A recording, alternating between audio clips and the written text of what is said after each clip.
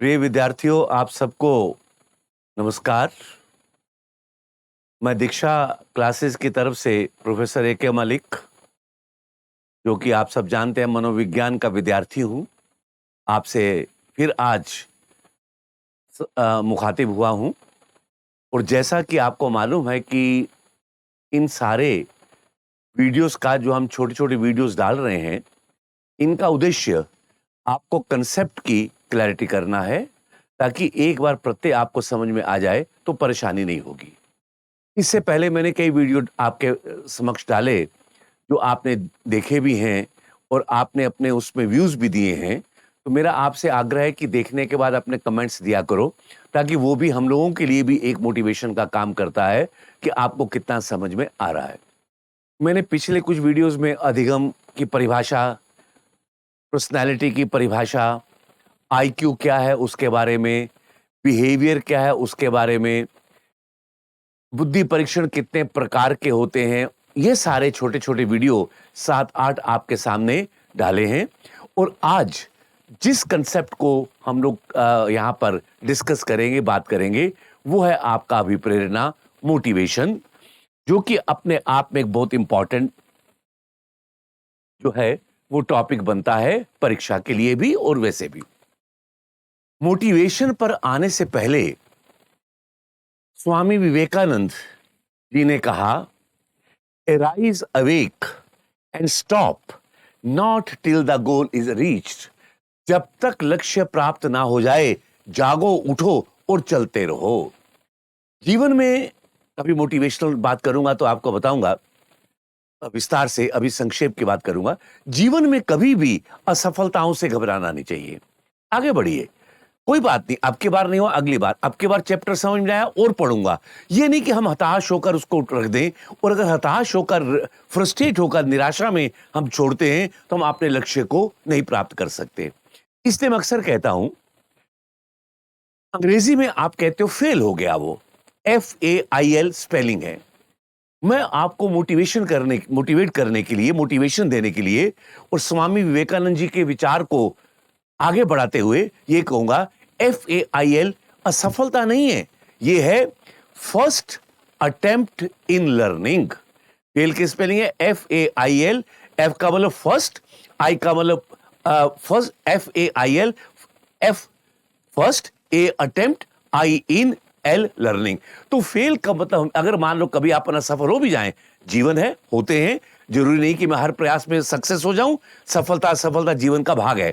तो अगर हम फेल होते हैं तो निराश नहीं होना चाहिए, हमें यह सोचना चाहिए कि ये हमारा लर्निंग का पहला प्रयास था, अगले प्रयास में हम फिर जो है वो सफल होंगे। तो इन विचारों के साथ जो स्वामी विवेकानंद जी ने हम लोगों को बताया कि हमें क्या करना चाहिए, आज जिस कंसेप्ट की मैं बात करूंगा साइकोलॉजिकली, वो है मोटिवेशन।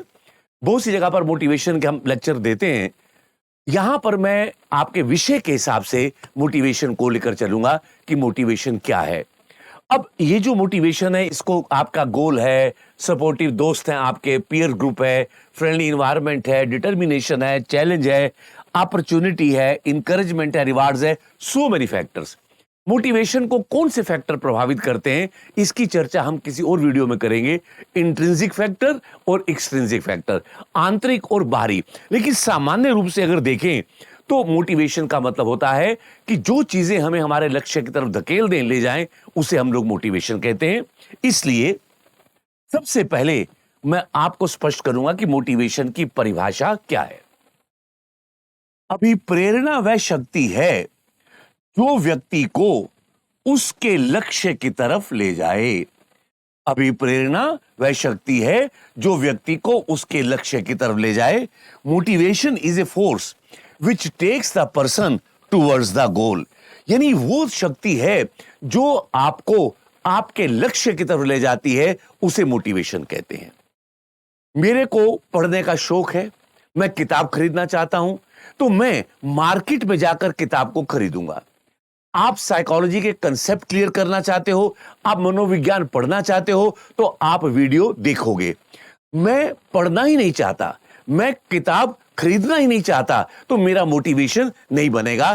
तो जब आपके अंदर अभिप्रेरणा होगी तो इसका मतलब सबसे पहले आपके सामने एक लक्ष्य होगा। इसलिए जो मोटिवेशन शब्द है ये लैटिन भाषा का एक शब्द है मावर, MOVERE, मावर।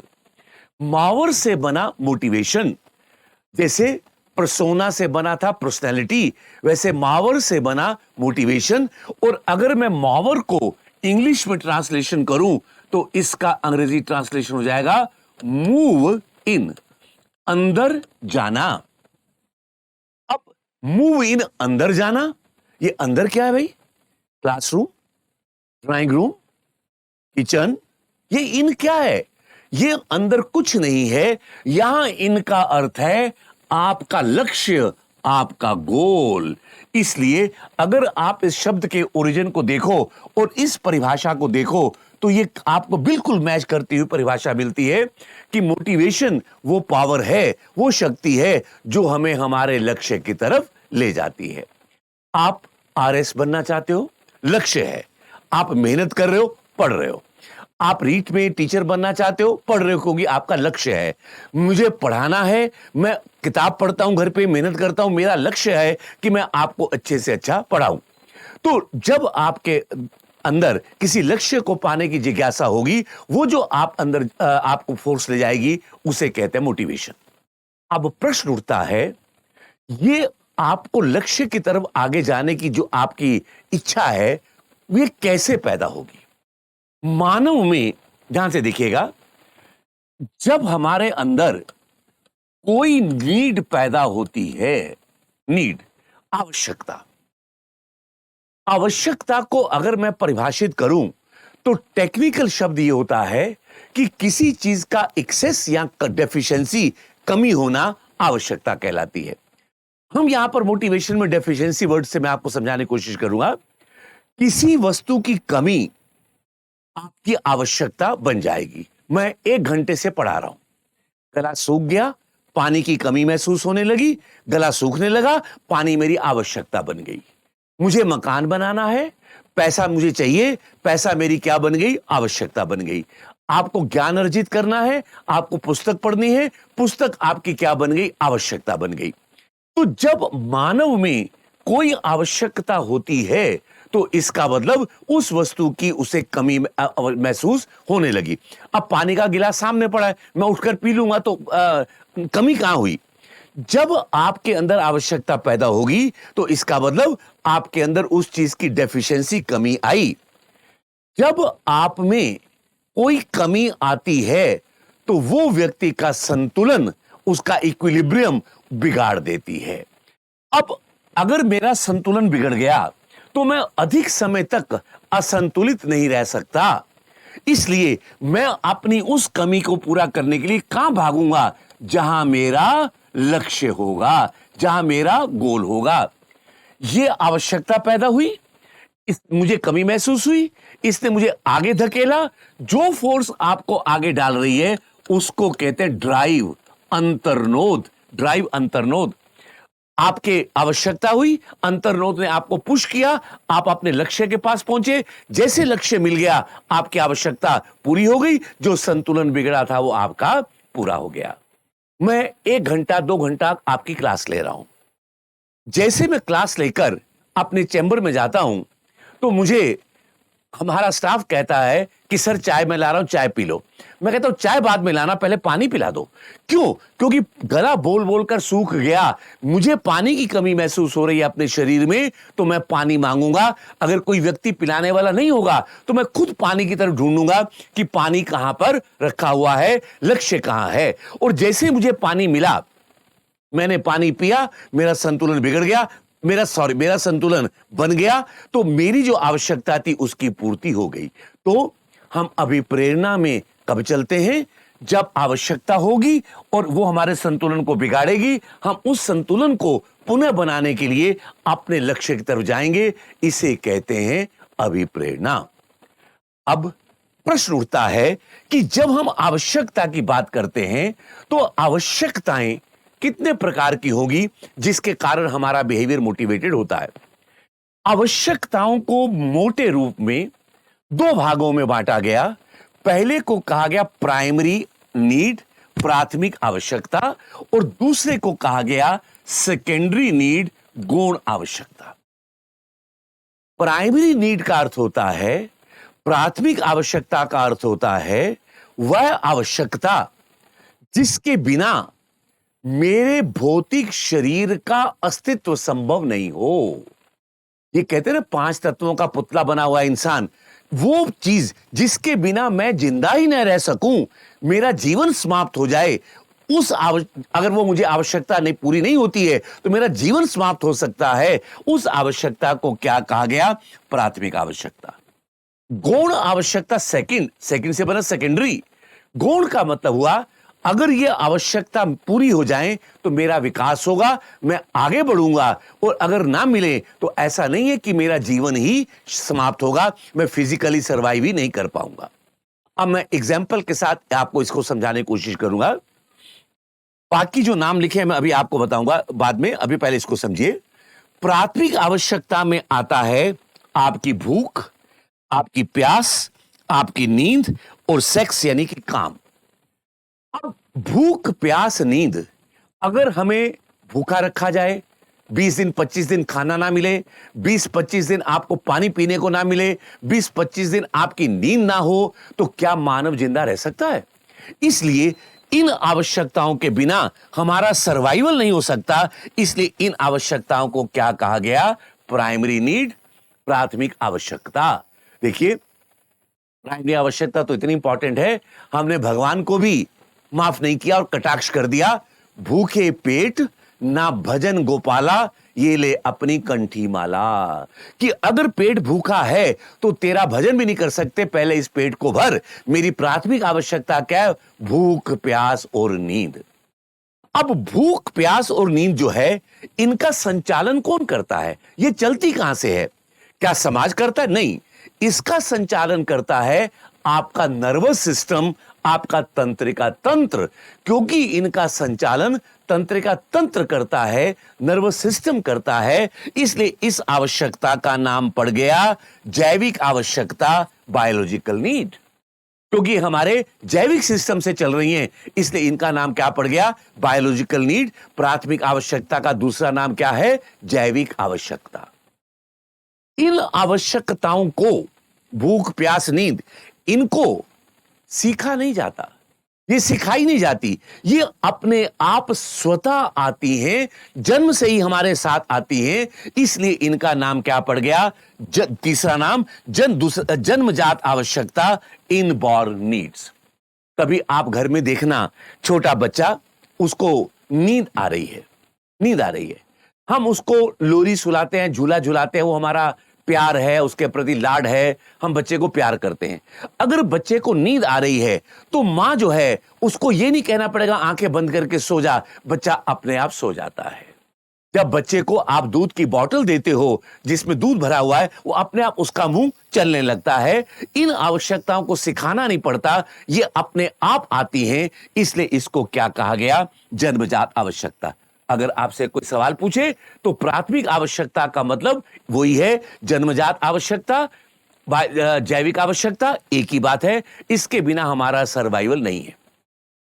दूसरी प्रकार की आवश्यकता आती है सेकेंडरी नीड, गौण आवश्यकता। गौण आवश्यकता का अर्थ है जो मुझे मिल जाए तो मेरा विकास होगा, नहीं मिले तो मेरा जीवन समाप्त नहीं होगा। जैसे उपलब्धि, जीवन में उपलब्धि प्राप्त करना, स्वतंत्रता प्राप्त करना, प्रभुत्व की आवश्यकता इत्यादि बहुत सारी है। आगे कभी मरे पढ़ाऊंगा, अचीवमेंट बात करेंगे, आवश्यकताओं की टीएटी पढ़ेंगे तो उनमें बात करेंगे। ये मैंने केवल एग्जाम्पल के लिए 3 नाम दिए। जैसे मान लीजिए उपलब्धि, मैं विश्वविद्यालय के अंदर लेक्चरर बना। अब लेक्चरर बन गया तो पेट भरने का पैसा मिलने लगा, नौकरी मिल गई, परमानेंट नौकरी है। लेकिन मेरा मन करेगा कि मैं अब एसोसिएट प्रोफेसर बनूं, मैं प्रोफेसर बनूं, मैं डीन बनूं, मैं हेड बनूं। ये जो जीवन में उपलब्धि है, ये अगर मुझे मिल जाती है, मैं लेक्चरर से हेड बन गया, तो अगर बनता हूं तो मेरा विकास होगा, और अगर मैं नहीं भी बनता हूं तो जीवन समाप्त नहीं होगा, क्योंकि उस तनख्वाह से मेरा काम तो चल ही रहा है। इसलिए ये आवश्यकता आपकी क्या बन गई? गौण आवश्यकता बन गई। अब इस आवश्यकता को कौन संचालित करता है? कौन कहता है कि आगे बढ़ो? इसको कहता है समाज। तंत्र का तंत्र नहीं, नर्वस सिस्टम नहीं, समाज कहता है। हम बच्चों से कहते हैं बेटा पढ़ लो, अगर पढ़ लिख जाओगे तो बड़े ऑफिसर बन जाओगे, अच्छे टीचर बन जाओगे, आरएस बन जाओगे, आईएएस बनोगे, दुनिया आपको सैल्यूट करेगी, आपका नाम होगा, दुनिया आपको सैल्यूट करेगी, आपका नाम होगा। मैं आप में किस आवश्यकता की बात कर रहा हूं? मैं आपके अंदर उपलब्धि प्राप्त करने के लिए आपको मोटिवेट कर रहा हूं, अभिप्रेरित कर रहा हूं। स्वतंत्रता। अब आप इतने बड़े हो गए, एमए पास कर लिया, सब कुछ कर दिया।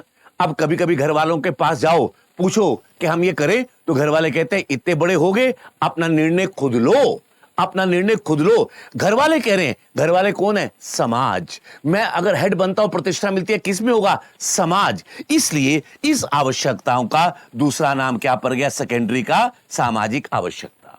क्लियर? इन आवश्यकताओं को सीखा नहीं जाता, सीखा जाता है, ये स्वतः नहीं आती, अपने आप नहीं आती। अब बेटा पढ़ लो, मैं सिखा रहा हूं बच्चे को, बेटा मेहनत कर, आगे बढ़ेगा। ये आपकी क्या हो गई? एक्वायर्ड, अर्जित। इसलिए सोच जो आपकी सेकेंडरी नीड है, इसे सामाजिक आवश्यकता भी कहते हैं, इसे अर्जित आवश्यकता भी कहते हैं, और जो आपकी प्राइमरी नीड है, इनको हम बायोलॉजिकल नीड भी कहते हैं और इनबॉर्न नीड भी कहते हैं। तो अगर आपको मोटिवेशन के कंसेप्ट को समझना है, तो आपको नीड्स को भी समझना होगा। फिर इन नीड्स की हायरार्की क्या, मास्लो क्या कहता है, वो विस्तार से क्लास में जब अपन यहां बात करेंगे, या जब अपन क्लास में आएंगे आमने सामने, तब बात करेंगे। तो आज के इस वीडियो में मैंने आपको मोटिवेशन के कंसेप्ट को क्लियर करने का प्रयास किया। मोटिवेशन क्या है? लक्ष्य को पाने की जो आपको फोर्स है, वो आपकी मोटिवेशन है। जब आवश्यकता पैदा होगी, संतुलन बिगड़ेगा, आपके अंदर एक ड्राइव, अंतर्नोद पैदा होगी, वो ड्राइव आपको पुश करेगी किसकी तरफ? लक्ष्य की तरफ। लक्ष्य तक पहुंचे तो हमारा संतुलन बन गया, हमारी आवश्यकता पूरी हो गई। ये आवश्यकता क्या है? दो प्रकार की हैं, जिसको अपन कहा प्राथमिक और गौण आवश्यकता। प्राथमिक में भूख, प्यास, नींद आदि आते हैं, और गौण में अचीवमेंट, ऑटोनॉमी आदि आते हैं। इसके साथ ही आज इस अभिप्रेरणा के प्रत्यय को मैंने आपको समझाने का प्रयास किया, और आशा करता हूं कि आपको समझ में आया होगा। अगले वीडियो में किसी दूसरे कंसेप्ट को लेकर मैं आपके सामने आऊंगा। इसी के साथ ही आज का वीडियो समाप्त कर रहा हूं। जय भारत, जय हिंद।